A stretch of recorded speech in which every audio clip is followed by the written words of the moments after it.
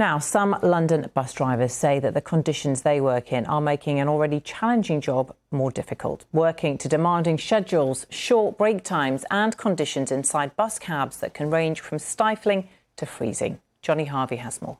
They're essential for keeping London moving, but some current and former London bus drivers allege suffering from fatigue while trying to meet the demands of timetables they say can sometimes be unachievable. Kevin was a bus driver for 4.5 years. He left the industry in 2021, but has continued to campaign on behalf of former colleagues. You take a bus out of the garage in the morning and you're waiting for the bus to warm up. After one rounder, as they call it, back 2 trips, the bus is still cold, you call the garage, they haven't got another bus, carry on driver. That's in the winter. In the summer, we're out driving, in the heat of summer. It's getting to 30 odd degrees now in the UK every summer pretty much. Inside of a bus cab, because of the windows and all the glass we've got, it gets up to 40 odd degrees. When you get to a bus stand, 9 times out of 10 you're late, so you don't really get any time on the stand, so you have to press a button on the iBus system to say delay for toilet break. But then not every bus route has got a toilet at the end of on the stand at the end of the route, so then you've got to try and find a local pub or bookmakers or McDonald's and try and traipse to that toilet. He has first-hand experience of the impact that fatigue can have. I used to go back to the garage for my break sometimes, and there'd be drivers on. We had sofas in the canteen area. There'd be drivers on the sofa sleeping, trying to catch up with their sleep because they're so tired. I did fall asleep at the wheel for a split second. It was a shock, and I was so grateful that I wasn't actually moving at the time. He's not alone in his concerns. Other drivers have told Kevin about difficult work rotas and feeling under pressure to make up time en route.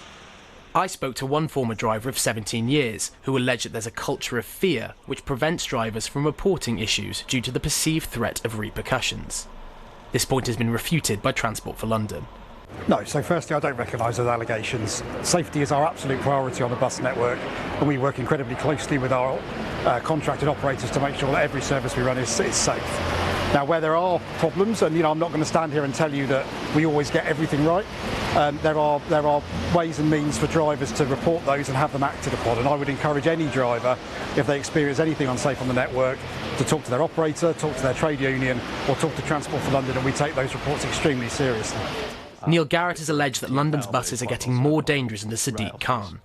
The first quarter of this year saw collisions with London buses leading to 5 fatalities.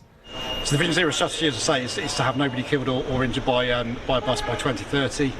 We've significantly reduced numbers. The KSI rates on buses are about half what they were prior to COVID.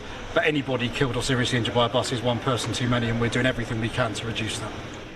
The government is seeking to roll out similar models to TfL's bus network across the country through its Better Buses bill. But some critics say that before this happens, more should be done to ensure adequate safety standards are enforced. Now, both of you use London's buses fairly regularly. Neil, you've campaigned on this issue in the past. How concerned are you by what you heard there?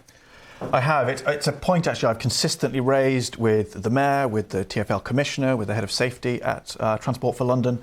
And the stories that we heard there from the bus drivers, I've heard and I've raised, the very hot cabs. There was a case last summer when we had the hot weather. A driver veered off the road through into the front of a block of flats in Islington, he was passing out from heat.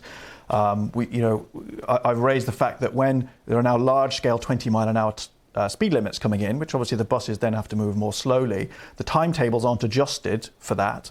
So the drivers then are effectively under pressure to meet a timetable that was always tricky and is effectively now impossible. So there's a lot of pressure on the companies to do mileage and to keep the costs down. That pressure ends up on the driver in the cab, who has very little option other than just to try and do their best in some quite trying circumstances. And you've raised this with Transport for London and the Mayor, and the response? Well, the response, as you saw in the film, they always say safety is their top priority. So this is my observation, is actually on Transport for London rail, safety, I think, is the top priority. On buses, it just seems like the priority is keeping the buses moving and keeping costs down. The Mayor has had repeated years of fares freezes, which obviously eases cost pressures on Londoners, he would say. It puts a lot of financial pressure then on the buses, which are losing money to start with, to try and meet, a very low and squeezed cost. And as I say, at the end of that squeeze, there just seems to be a bus driver who is doing an increasingly impossible job. TfL, as you say they take these issues of safety very seriously, and their operators have full reporting processes in place. I mean, some might argue that these drivers may have issues, but they might just be the minority of disaffected, unhappy bus drivers. Well, let me give you an example. So I asked the Mayor 2 identical questions. What happens when a train, a London Underground train, goes through a red signal, and what happens when a bus goes through a red signal? And the answer on the trains was a really good, comprehensive, safety first answer about how they escalate it, how they investigate it, how they take it very seriously. On the buses, TfL not only don't record it, but if information comes to them, for example from cyclists filming on the road of a bus dangerously going through a red light, TfL don't even do anything with it. They just sort of pass it on to the bus company to do something with and wash their hands. I really would like to see TfL take bus safety as seriously as they take tube safety. Obviously, we don't have any of the bus companies here to respond to those allegations. Nessel, what's your thoughts? I mean, these responsibilities really sit with the bus companies, and they clearly need to step up. The fact that we have bus drivers who are saying that there is a culture or a fear, or that they think that there are unsafe situations, the bus companies need to respond adequately to that, and TfL will have to play a role in holding them to account. It is a tough job.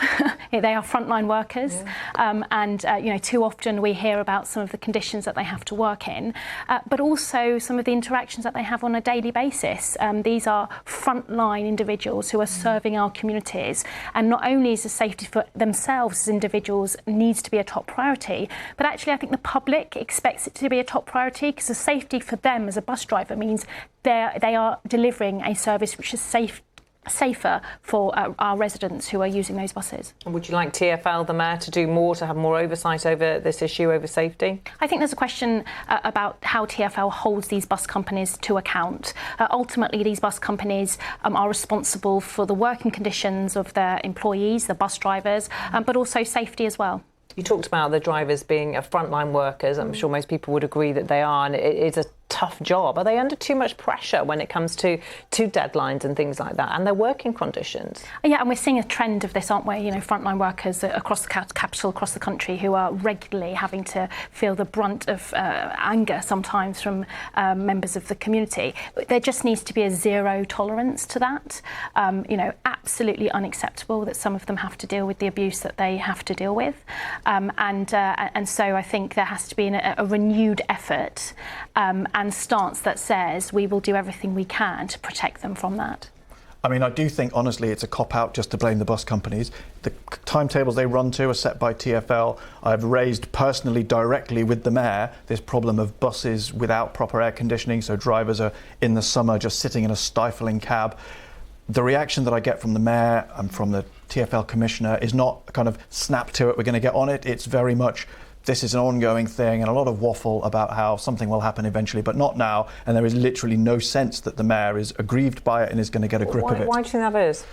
I think it's because the perception, I think, for TfL and probably the Mayor is that to do anything about it would cost money, and his ethos is to keep the costs down so that he can fund his fares freeze. I think that's... I mean, I think a criticism about wanting to do... We've got to leave it there. I'm so sorry, but I'm sure we'll return to this. Thank you both very much. That's all we've got time for this week. My thanks to Nessel and to Neil. My thanks to you for watching. We'll see you same time next week. Bye for now.